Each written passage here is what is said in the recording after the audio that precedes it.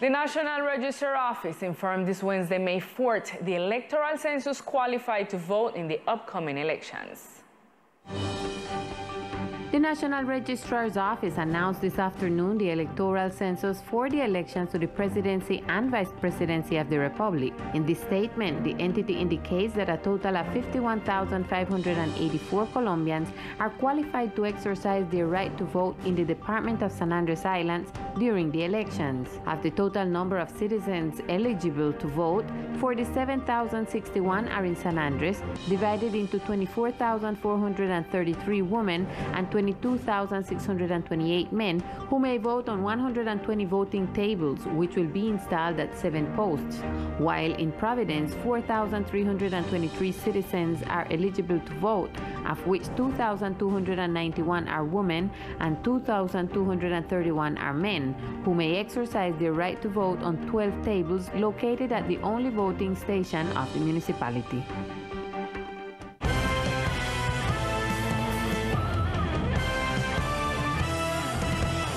Congresswoman Elizabeth J. Pan, in her bid to generate employment and strengthen the quality of life on the island, spoke with the General Director of SENA, Carlos Mario Estrada Molina, about efforts that the institution is working on training, education, and work for islanders. To improve training in the SENA apprenticeship service, Congresswoman Elizabeth J. Pan, in dialogue with the General Director of the institution, made observation and recommendation regarding the practices and areas of study that islanders need to increase their income and improve their quality of life. According to the SENA leader, efforts have been made on behalf of the island community. Effectively, we are reinforcing investments programs, we are adapting the training environment, and we are organizing the curricula. And as you have said, Elizabeth, insistently during these 4 years, I must recognize that you are an insistent person and improving, reinforcing, and encouraging the SENA to allocate more resources to this important Colombian territory. The General Director of SENA referred to the agreements that the institution is seeking to sign with the government with the objective of making real dreams of islanders and creating new companies that generate employment on the island. The governor puts 1 peso and the SENA puts 2. Elizabeth, I hope that finally on June the 21st, we are signing the agreement between the government of San Andres and SENA. He also reiterated the fact that on the island of San Andres, it is extremely important and necessary to retake the agricultural vocation, and in this case, they seek to strengthen these areas within the institution and the alliance with the cruise ship that currently demand human personnel, an activity that generates a source of income that strengthens the quality of life of Colombians, especially islanders. The Family Welfare Institute conducts activities focused on strengthening the life projects of the department's children. The Colombian Family Welfare Institute conducted didactic activities with the users of the missional programs, which are aimed at the children of the department. The sessions promote spaces for participation and citizen development.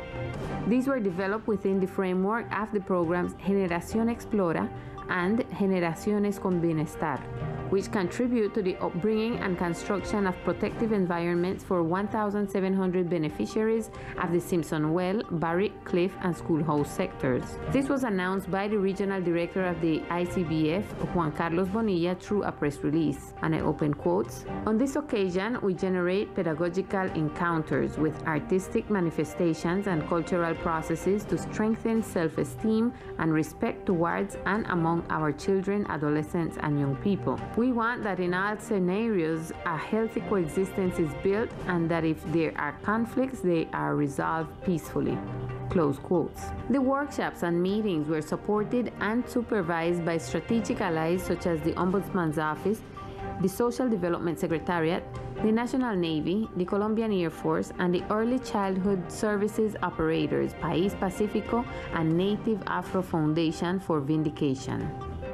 In other news, the Ministry of Health revealed a step-by-step roadmap to achieve Colombia's health sovereignty and security, which includes vaccine production, regulations, cooperation with pharmaceutical companies, and intersectoral work. Under the scenario that remains, after 2 years of pandemic, Colombia reached a government consensus with a set of activities necessary to deal with emergencies and incidents that may affect the health of the population, taking as an example what happened with COVID-19. ¿Por qué hablar de seguridad sanitaria? Why talk about health security? The pressure of COVID-19, which showed us that our country did not produce any technology, no ventilators, no supplies or reagents, no vaccines, almost no personal protection elements, which makes us a dependent and vulnerable country to any threat that may come to us now or in the future. The minister mentioned that they have a mandate that comes from the statutory law of health that leads them to make a policy of innovation, science, and technology in health, indicated that in this sense, the health system should not only be concerned about treating patients, but also to generate research. Access to higher education is the dream of many young people in the department. But this is why the Universidad del Norte will promote its academic program on the island. The Universidad del Norte has arrived in the archipelago of San Andres and will be holding at the Sunrise Hotel with promoting its academic programs, in which young people who wish to enter the university and start their professional careers will be able to learn firsthand about the academic offerings of the institution. Mañana jueves 5 de mayo. Tomorrow, Thursday, May 5th, we have an event aimed at 10th and 11th grade students as well as their parents, so that they can learn about all the academic and service offerings that Universidad del Norte has for them. Universidad del Norte has 28 academic programs or professional careers in different disciplines. We have programs in engineering, health sciences, humanities, architecture and design, law, political science, international relations, and there are 28 professional careers in different disciplines so that young people can know and choose what they want to study with all our support, advice, and accompaniment. Young Islanders will be able to learn about the academic offerings of the Universidad del Norte from 8 a.m. to 7 p.m. in the events hall of the Sunrise Hotel. And in recent days, the departmental government began with the delivery of computers in order to encourage students in the technological world. Great satisfaction, students received the donation of laptop computers that is being delivered by the Education Secretariat in the department. The beneficiaries are the Brooks Hill Bilingual and the Flores Hill Bilingual educational institutions. The donation is aimed at 10th and 11th grade students under the Computers to Educate program, which seeks to promote educational innovation through access, use, and appropriation of technology in the country's educational institutions. The gift on the computer then today was successful. Well, the parents them and the students then were really happy with the computer then, because I know say plenty parents might not got the money to buy one computer, got one computer home, and this is one excellent opportunity for the student can really exercise their ability, learn more things, investigate more things, because we know say the internet there, but if you not got one computer, if you maybe not got one smartphone, you can't interact and approach our opportunity what we got. The teacher explains the importance of this technological tool. I think it's really, really very important. Why? Because everything right now they emphasize in a computer, in a text. If the student they not got one computer, well, they can grow professionally. I think it's important because really everything right now going to system, going to internet. The world is developing in that way, so if a student then got one tools where they can use it and be very important for them can develop more and more. And now it's time for news of the municipality of Full Providence and Santa Catalina with Millicent O'Neill.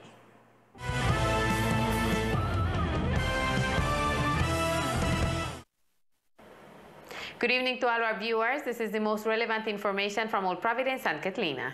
Several families showed their dissatisfaction in recent days after the heavy rains that ended up flooding some of the new houses.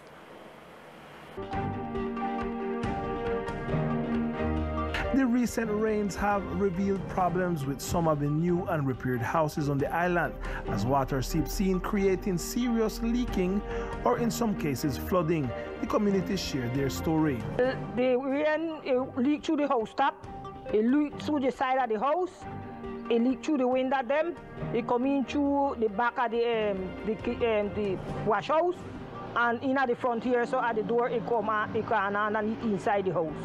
When I wake up 5:30 in the morning, the house flooding at the room where I did, And I got downstairs to bring up the bucket, and when I got down the flood, well, meanwhile, I passed the whole day till 1:30, my wrist them drop out the map. Well, Sunday again, well, then come and then do a little work. So I think, well, as the better, you know. And I got to church, and when I come back, the house flood again, and it flood other spot. I have an elderly person here in the house. I explained to the engineer that it had rained heavily and the house was getting wet. I showed him the videos, and they told us that they were going to send the workers. It has been more than 2.5 months since I have gone 3 or 4 times to the office, and they tell us tomorrow we will go, tomorrow. And honestly, they have not arrived as yet. A prompt response is expected to this issue that has become more evident with these 2 days of rain. And in other news, the Ecopetrol company has joined forces with Coralina to bring its environmental education program, Protecting My Planet, to the children, thus adding to the island's recovery efforts. Ecopetrol Protecting My Planet program is in Old Providence, meeting with more than 100 children from different educational institutions to teach them how to take care of the environment. We are here with the program Protecting My Planet that covers 100 children from the Junín and Maria Inmaculada educational institutions. We have been here since Monday, and we will be here until Friday. We will be with professionals and experts from Ecopetrol managing topics such as water, circular economy, biodiversity, and energy that transforms. The program seeks to strengthen in children, in the educational community, and in families habits of sustainable living and protecting the environment. We want the children of Providence to be ambassadors of the protection of the environment of this beautiful island. We want them to learn and strengthen their knowledge about the biodiversity of Providence. The program has 4 modules plus the closing. That they get to know how to take care of water, how they can implement better water care practices, that their lifestyle habits may contribute to a circular economy. At the end of the program, children will receive a diploma that certifies them as protectors of the planet. And this is all the information we have for tonight for this section of Old Providence and Catlina. Continue in San Andres, Lisa, with more Teleislas News. Good night.